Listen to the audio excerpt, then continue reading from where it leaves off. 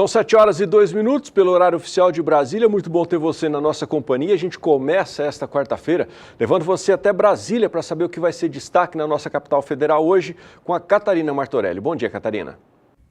Olá, bom dia a todos. A contratação de crédito agropecuário teve alta de 13% entre médios e grandes produtores. Foram 93,7 bilhões de reais entre julho do ano passado e janeiro deste ano. Só na agricultura familiar, o aumento nas contratações foi de 20%. A maior alta foi de 26% na modalidade investimentos. Segundo o Ministério da Agricultura, esse desempenho mostra o otimismo dos agricultores. Nos próximos meses, devem se intensificar os créditos de custeio. E a CNA está com representantes em Berlim, participando da maior feira de frutas do mundo, é a Fruit Logística. Representantes de 24 empresas brasileiras estão na capital alemã para aumentar o mercado externo, mostrar os produtos brasileiros, a exemplo de abacate, limão, uva, manga e maçã. O evento vai até sexta. E transportadores autônomos têm se reunido para discutir o frete. Eles são a favor da tabela, mas são contra o frete retorno. Os transportadores entendem que a nova tabela é um marco no regulamento do transporte de cargas no país. Mas o custo do retorno, para eles, não deve existir, porque os custos para rodar na ida são os mesmos no retorno. São essas as informações desta quarta, direto daqui de Brasília. Catarina Martorelli para o SBA. E um estudo realizado pela Secretaria de Política Agrícola do MAPA e pesquisadores do CPEA aponta que em 42 anos a produção de grãos brasileira passou de 40 milhões para 237 milhões de toneladas. O Valdir Pacheco tem mais informações. A produtividade da agropecuária entre 1975 e 2017 tem impulsionado o setor, graças a uma evolução anual a uma taxa média de 3,43%, superior ao da agricultura americana de 1,38% ao ano. Em período mais recente, de 2000 a 2017, a média brasileira alcançou 3,8% ao ano. De acordo com a Secretaria de Política Agrícola do Ministério da Agricultura, Pecuária e Abastecimento, um conjunto de fatores influenciou a produtividade. Os mais importantes foram as políticas setoriais, o aumento de investimentos, o financiamento através do crédito rural, abertura de mercados externos e produtos nacionais e a adoção de novos sistemas de produção. Estados que lideram a produção agropecuária e as exportações são também os que representam as maiores taxas de crescimento de produtividade, como Mato Grosso, Minas Gerais, Goiás, Bahia, entre outros. Em 42 anos, a produção de grãos passou de 40,6 milhões de toneladas para 237,8 milhões de toneladas. Os destaques são para a cultura da soja e milho segunda safra. A produção de carne bovina passou de 1,8 milhão de toneladas para 7,7 milhões de toneladas. A quantidade de carne suína cresceu de 500 mil toneladas para 3,8 milhões de toneladas e a de frango de 373 mil toneladas para 13,6 milhões de toneladas. O estudo teve a colaboração de servidores da Secretaria de Política Agrícola, de pesquisadores do Centro de Estudos Avançados em Economia Aplicada, CPEA-USP, e do Departamento de Agricultura dos Estados Unidos, com a sigla em inglês USDA. Valdir Pacheco para o SBA, Sistema Brasileiro do Agronegócio. E tem notícia boa também para o setor avícola de postura. Devido à redução na oferta e à demanda aquecida, as cotações dos ovos começaram a subir nas principais regiões produtoras do país. Quem traz as informações é o repórter Gustavo D'Angelo. Os prejuízos acumulados pelos avicultores de postura no ano passado começam a ser amenizados neste início de 2019, com o aumento nas cotações dos ovos comerciais nas principais regiões produtoras do país. Esse cenário se deve à redução na oferta e à demanda aquecida. Segundo agentes do setor, as altas temperaturas verificadas neste início de ano contribuíram para diminuir a disponibilidade da proteína, tanto pelo aumento na mortalidade das poedeiras, quanto pelo menor tempo de vida útil dos ovos. Já a demanda se intensificou em decorrência do período de volta às aulas, já que o ovo é um dos ingredientes utilizados na merenda escolar. A expectativa é de que os preços continuem aumentando gradativamente, conforme o período de quaresma se aproxima. Gustavo D'Angelo para o SBA. E um reforço importante para quem tem a função de orientar e prestar assistência técnica aos agricultores familiares do estado. O governo gaúcho entregou nesta semana novos veículos para a Emater, entidade que faz o trabalho de extensão rural no Rio Grande do Sul. O governador Eduardo Leite e o secretário de Agricultura, Pecuária e Desenvolvimento Rural, Covatti Filho, oficializaram a entrega de 108 carros e também 120 computadores portáteis para a Emater. A nova frota e os computadores foram adquiridos por meio de um convênio com o governo federal, firmado em 2016, no valor de R$ 4.800.000, sem a necessidade de contrapartida do Estado. O governo gaúcho fez a compra por meio de licitação, vencida pela empresa que apresentou o menor preço.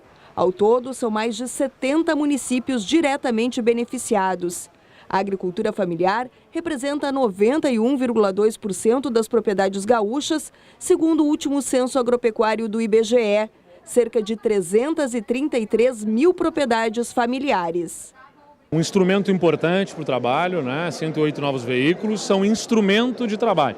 Eles não fazem o trabalho sozinhos, evidentemente, mas dão suporte ao trabalho qualificado, desenvolvido pela Emater, e que é fundamental para a economia gaúcha, na medida em que é suporte técnico dado às famílias, especialmente dos pequenos agricultores, orientações de novas técnicas, novas tecnologias, tudo aquilo que puder significar melhor produtividade no campo, especialmente nas pequenas propriedades, e esse ganho de produtividade é mais renda para o trabalhador, é crescimento econômico para o estado do Rio Grande do Sul, é arrecadação também, no final das contas, para o próprio governo fazer frente à crise que nós temos no nosso estado. Então a gente nunca pode perder de vista que todo o esforço de enfrentamento da crise do Rio Grande do Sul passa por uma agenda de reestruturação do estado e por uma agenda de desenvolvimento econômico. E o Estado tem um papel de indução a esse desenvolvimento, entre outros fatores, dando suporte técnico para o nosso agronegócio, que é a sustentação da nossa balança comercial, é a sustentação da nossa economia. Então a Emater ganha estrutura num trabalho feito em articulação da Secretaria de Agricultura com o Ministério, com o Governo Federal, dando suporte com esses veículos, e eu tenho certeza que vai reverter em grandes ganhos para todo o Rio Grande do Sul. Governador, um exemplo mais prático, O senhor conhece bem o interior, de repente para quem é da capital não fica muito claro. Carro no interior para chegar até a ponta, até a agricultura familiar é fundamental. Sem dúvida, as grandes distâncias, os desafios para ganho de produtividade passam por ter essa estrutura para levar técnicos às propriedades e com essa incursão deles nas propriedades, poder analisar de que forma que aquilo que está sendo feito naquela propriedade pode ser feito com novas técnicas e novas tecnologias, porque a produção que é obtida por uma família pode ter ganhos expressivos se ela fizer um correto manejo do solo, mais adequado, com novas tecnologias, novos equipamentos que podem ser inseridos dentro da lógica, que eventualmente são pouco conhecidos ou, por falta de orientação técnica, deixam de ser utilizados e, consequentemente, o que poderia estar gerando um ganho maior de produtividade está significando uma produção menor. Então, todas essas viaturas vão dar esse suporte para nossas equipes técnicas da Emater fazer essa incursão, chegar mais perto dos produtores e, consequentemente, ajudar mais no desenvolvimento econômico do nosso agronegócio. Vira-volta na polêmica do leite. A Frente Parlamentar da Agropecuária anunciou ontem que o governo encontrou uma saída para compensar o fim da tarifa antidumping, que era aplicada à Nova Zelândia e países da União Europeia. Quem explica melhor o assunto é a repórter Catarina Martorelli. A polêmica em torno do fim das tarifas antidumping gera grande preocupação para os produtores desde a semana passada. O setor queria uma renovação das taxas, mas segundo a frente, a Casa Civil teria confirmado nesta terça que não dá para manter a tarifa. Durante o período de investigação, ficou claro que não tinha dumping, não tem sequer 1 quilo de leite importado e, portanto, não pode ter dumping. Bom, se não tem dumping, não pode ter taxa antidumping. Segundo a FPA, o governo encontrou uma medida compensatória que deve ser publicada ainda esta semana, o aumento da alíquota de importação do leite da União Europeia, de 28% para 42,8%. A União Europeia é a principal ameaça porque tem muito leite estocado. Nos tranquilizou bastante e saber que o governo está conseguindo apresentar uma solução que não traga também outros prejuízos, principalmente na questão do comércio exterior. O que a Abraleite entende e tem que agradecer é essa interferência positiva do presidente, nosso presidente Jair Bolsonaro, a participação ativa e positiva da nossa ministra da Agricultura, Tereza Cristina, e que a equipe econômica entenda realmente a importância não só econômica, como social da cadeia produtiva do leite no país. Catarina Martorelli para o SBA. A repórter Kylie Rodrigues traz agora informações do ATJ Plus, um programa de avaliação de touros jovens da raça Senepol. O objetivo desse programa é contribuir com a raça por meio do melhoramento genético. Veja só os detalhes na reportagem. O programa ATJ Plus Senepol teve início em 2012, com o objetivo de avaliar progênies de touros jovens, com a supervisão do programa GenePlus Embrapa. O propósito é distribuir doses de touros selecionados para defini-los como um possível touro melhorador. Para isso, é necessário avaliar os filhos. Logo em seguida da distribuição das doses, a gente produz os filhos são avaliados conforme for o seu desenvolvimento nas fazendas, né? Passa pelos 120 dias, ou avaliação de maternal, como nós chamamos, avaliação de desmama e as avaliações de sobreano. E com esse conjunto de informações, logo no seu primeiro ano, a gente tem um touro provado em sua primeira progênie, né? E provado como? Esse retorno de informação para o banco de dados do GenePlus geram as DEPs com acurácias mais altas. Então vem o que nós chamamos popularmente de touro provado. Desta forma, é possível diminuir o intervalo de geração, touros mais novos sendo pais em grande volume, proporcionando o crescimento acelerado da raça. Quem tem acesso a essas informações são os clientes do programa GenePlus? Exatamente. A gente distribui as doses de forma gratuitamente para os touros selecionados dentro dos clientes do programa GenePlus. Por quê? Primeiramente para os clientes do programa GenePlus, para que tenha o retorno do banco de dados, né? Obviamente que os criadores que fazem parte do programa GenePlus, o banco de dados de seus dados coletados durante o ano voltam para o programa e para o banco de dados. Criadores que não fazem parte do programa GenePlus, é muito difícil a gente conseguir ter esse retorno de informação.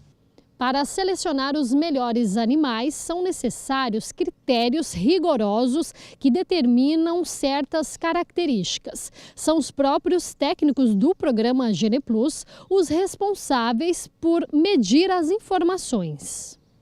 Observando que o touro é apenas um candidato, ele tem que cumprir o papel de ser elite, ou seja, ser top até 16% para o índice geral.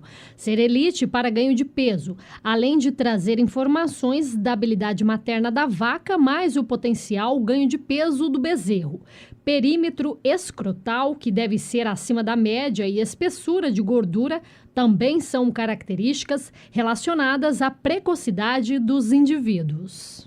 Os animais cumprindo esse papel, mais a informação dele ter sido avaliado a desmame ao sobreano e pelo menos ao sobreano ele ter sido os melhores do grupo contemporâneo, que é nota 5 ou 6 na nossa classificação, ele cumprindo essas características, ele é um animal candidato à ATJ. E a partir daí a gente entra em contato com o criador se ele tem interesse em investir no touro, para ser vistoriado o touro, porque nós estamos tratando só do banco de dados, até então a gente não tinha visto o animal morfologicamente. Um animal com suas DEPs boa pode ser um animal que talvez não seja tão bom, ou pode ter um defeito racial que não receba o registro, né? E aí não tem como levar ele para ser um raçador dentro da raça, no caso do Senepol, e ainda tem as características que, por exemplo, de aprumo, umbigo, que são características morfológicas relacionadas à produtividade, à longevidade do touro. Então, a partir desse momento que os animais são candidatos, a gente vistoria os touros e decide quem serão os touros ATJ da safra. Kylie Rodrigues para o SBA. A Conab divulgou ontem em Brasília o 5º levantamento da safra de grãos 2018-2019. As condições climáticas não foram favoráveis para muitas culturas, mas ainda assim o saldo é positivo com relação ao volume total. Quem explica isso melhor para a gente é a Catarina Martorelli, direto de Brasília. A produção brasileira de grãos deve chegar a pouco mais de 234 milhões de toneladas. Apesar da irregularidade do clima, o volume é 2,8% superior à safra passada. No geral, é um balanço positivo, porque estamos identificando, apesar das condições climáticas, uma safra superior em relação à safra passada, de 2,8%. Esse aumento se deve especialmente ao milho segunda safra e o algodão. O algodão, aliás, é o destaque do levantamento. Teve aumento de quase 28% na produção e 33% na área plantada. As condições climáticas favoreceram e o mercado também pelo bom desempenho das cotações de pluma. O número, de uma forma geral, é positivo, mas a soja, por exemplo, que é o carro-chefe, teve queda de quase 1%. Parece pouco, mas isso representa quase 4 milhões de toneladas a menos. O segundo maior estado produtor do país, por exemplo, o Paraná, teve queda de quase 10% na soja. Então, mesmo um pequeno flutuação na soja, isso em relação às culturas é uma coisa grande. Em relação ao último levantamento, aproximadamente a gente está diminuindo aqui a previsão em 4 milhões de toneladas de soja, 3,9. A soja foi plantada cedo esse ano, né? Isso foi uma coisa boa, começou a chover cedo na maior parte das regiões e a soja foi plantada muito cedo. Então, em muitas regiões, a soja sentiu, ela chegou em dezembro e janeiro, muitas lavouras estavam em seu momento reprodutivo. Então, isso causa o decréscimo na produtividade. Por outro lado, como foi plantada muito cedo, houve espaço para se plantar algodão e agora está se plantando milho. Então, a gente espera uma boa safra de milho e uma boa safra de algodão. E mesmo para a soja e para grãos em geral, vai ser a segunda maior safra da história. O milho primeira safra também foi impactado pelo clima, mas como 70% do milho no Brasil são cultivados na segunda safra, a semeadura já começou nos principais estados produtores: Mato Grosso, Paraná, Mato Grosso do Sul e Goiás. Os principais grãos do prato do brasileiro também sofreram perdas. O arroz teve redução de 11,3%. É que o Rio Grande do Sul, um dos principais produtores, foi muito afetado pelo excesso de chuva. O feijão primeira safra segue na mesma queda, 10,6% a menos. A expectativa é que as condições climáticas melhorem daqui para frente. Catarina Martorelli para o SBA. E por aqui a gente continua de olho nas movimentações envolvendo o agronegócio brasileiro, principalmente nas últimas horas. Vamos agora direto a Brasília com os destaques do dia com a Catarina Martorelli. Olá, bom dia a todos. A contratação de crédito agropecuário teve alta de 13% entre médios e grandes produtores. Foram 93,7 bilhões de reais entre julho do ano passado e janeiro deste ano. Só na agricultura familiar, o aumento nas contratações foi de 20%. A maior alta foi de 26% na modalidade investimentos. Segundo o Ministério da Agricultura, esse desempenho mostra o otimismo dos agricultores. Nos próximos meses, devem se intensificar os créditos de custeio. E a CNA está com representantes em Berlim, participando da maior feira de frutas do mundo, é a Fruit Logística. Representantes de 24 empresas brasileiras estão na capital alemã para aumentar o mercado externo, mostrar os produtos brasileiros, a exemplo de abacate, limão, uva, manga e maçã. O evento vai até sexta. E transportadores autônomos têm se reunido para discutir o frete. Eles são a favor da tabela, mas são contra o frete retorno. Os transportadores entendem que a nova tabela é um marco no regulamento do transporte de cargas no país. Mas o custo do retorno, para eles, não deve existir, porque os custos para rodar na ida são os mesmos no retorno. São essas as informações desta quarta, direto daqui de Brasília. Catarina Martorelli para o SBA. E um estudo realizado pela Secretaria de Política Agrícola do MAPA e pesquisadores do CPEA aponta que em 42 anos a produção de grãos brasileiro passou de 40 milhões para 237 milhões de toneladas. O Valdir Pacheco é quem tem mais informações sobre esse destaque. A produtividade da agropecuária entre 1975 e 2017 tem impulsionado o setor, graças a uma evolução anual a uma taxa média de 3,43%, superior ao da agricultura americana de 1,38% ao ano. Em período mais recente, de 2000 a 2017, a média brasileira alcançou 3,8% ao ano. De acordo com a Secretaria de Política Agrícola do Ministério da Agricultura, Pecuária e Abastecimento, um conjunto de fatores influenciou a produtividade. Os mais importantes foram as políticas setoriais, o aumento de investimentos, o financiamento através do crédito rural, abertura de mercados externos e produtos nacionais e a adoção de novos sistemas de produção. Estados que lideram a produção agropecuária e as exportações são também os que representam as maiores taxas de crescimento de produtividade, como Mato Grosso, Minas Gerais, Goiás, Bahia, entre outros. Em 42 anos, a produção de grãos passou de 40,6 milhões de toneladas para 237,8 milhões de toneladas. Os destaques são para a cultura da soja e milho segundo a safra. A produção de carne bovina passou de 1,8 milhão de toneladas para 7,7 milhões de toneladas. A quantidade de carne suína cresceu de 500 mil toneladas para 3,8 milhões de toneladas e a de frango de 373 mil toneladas para 13,6 milhões de toneladas. O estudo teve a colaboração de servidores da Secretaria de Política Agrícola, de pesquisadores do Centro de Estudos Avançados em Economia Aplicada, CPEA-USP, e do Departamento de Agricultura dos Estados Unidos, com a sigla em inglês USDA.